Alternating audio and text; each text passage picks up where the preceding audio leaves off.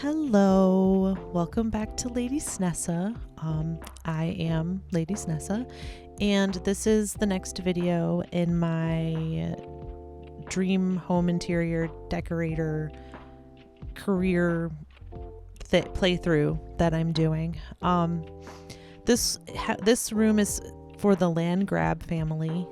It's like my second build through this career, so I still only have the three preference slots, and I still only have I'm just still doing the beginner stuff, but this build I chose to do the teenager's bedroom because when I got here he was like very, very sad, and I think that through the neighborhood stories his mom died, and so I wanted to give him like a place that was cool and had like, you know, stuff for him to like, I guess, heal or whatever. I mean, according to this story that I'm playing through. So when I got here, what they asked for were that I use the colors orange and gray, and they asked that I not include any mixology stuff. So I just kind of set this up for him using those parameters. And so what I did was I set it up so that I'm in the original area, like what I'm setting up now for the seating area, that was where his desk was. And I felt like the area was kind of underused, and I wanted to give him a place to entertain his friends, that was separate from like where he sleeps and works. And I wanted to do I set it up this way so that when I decorate the balcony outside, it like adds to the decor because of the big windows, and it gives him like he can entertain and look out over the balcony. I set the bed up in that corner where it's at for the same reason, so that looking out the doors you can see this nice area. And then eventually I'm going to go out and set the whole balcony up so that like is specifically kind of a sanctuary for him. And oops, I accidentally made the orange out there, but they won't let me change it back, so whoopsie. Okay, so I'm adding some different stuff right now. One thing I did in the corner with the desk is I put the I used the locker bookshelves so that it was kind of still young and but like edgy enough to be cool, or like quirky enough to be cool. But then the bookshelves also kind of further separate the workspace from the rest of the room so that everything still has a lot of really good flow and functionality. Yeah, I don't know. I think the balcony is my favorite part, though we're not quite there just yet. And I guess I was just mostly kind of trying to think of like fun things you can add, like the snowboard, and I'm going to put in some fun. I really love the radio that looks like a stack of amps, so I add that as well. And I love that gray and orange rug. That is so cool, and anytime I can use that, I like to put that in room designs. Yeah, so they didn't actually end up liking this, but Bob Pancake did the same thing when I made the living room renovation in my last video, and then while I was playing the game, he called me and was like, it turns out it's actually really fun in this room and I do like it.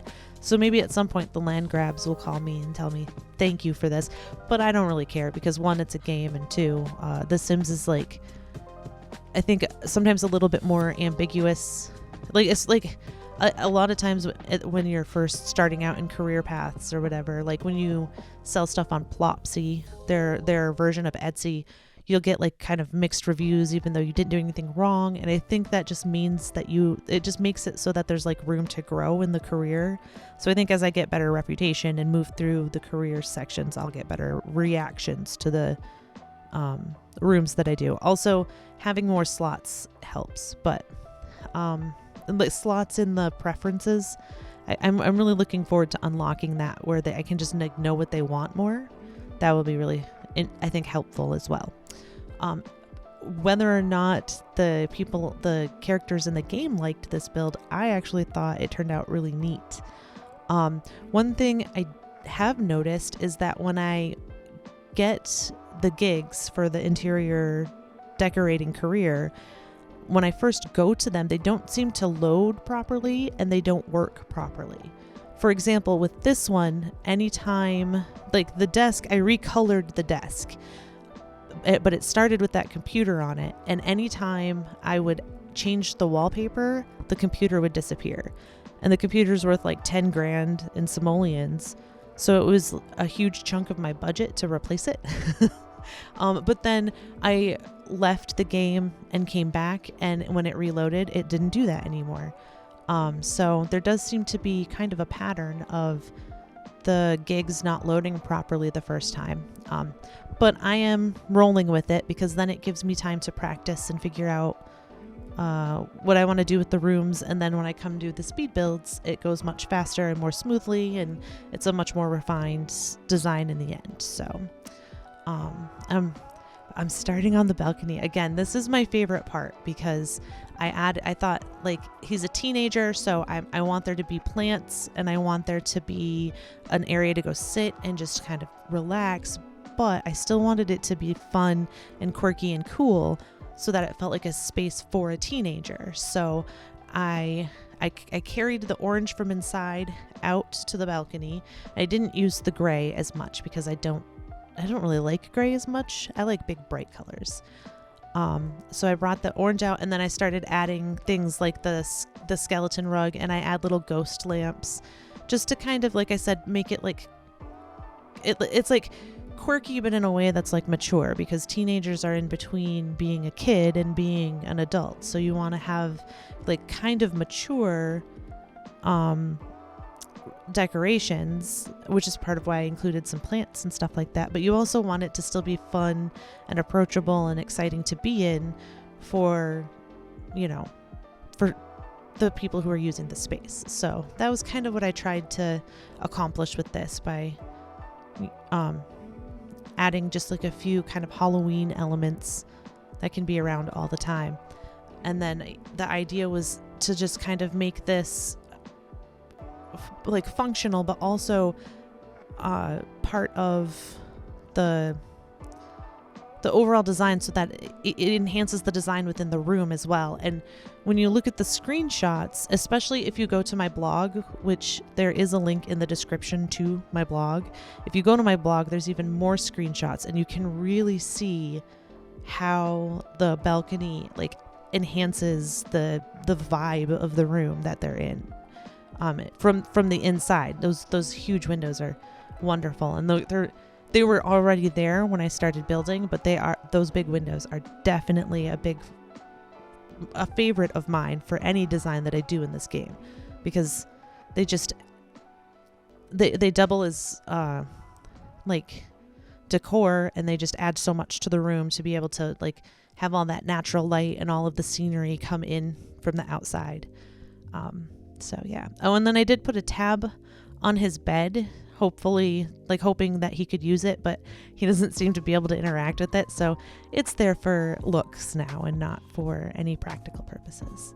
And then if you saw, I did give him a journal as well, because he's going through some stuff and he's a kid, or a teenager, so he needs to have an outlet and stuff like that. And then yeah, I love that mirror, with the black frame and the big bulbs all around it. There's that one, and then there's one that's star shaped, and they're my favorite mirrors in the game too. So I don't know if I've put it in yet, but I do add a little teddy bear too, because just because you're a teenager doesn't mean that you don't still want some things from when you were a kid. So that was kind of the thought behind including like the teddy bear and the jack-o'-lantern and some of these animal statues, or the planter on the nightstand that's also a little doggy, just like so it's not too mature, it's still young and fun. All right, so now we're on to the screenshots, so I'm just gonna let you go. I hope y'all have a wonderful day, and I'll see you soon. Bye.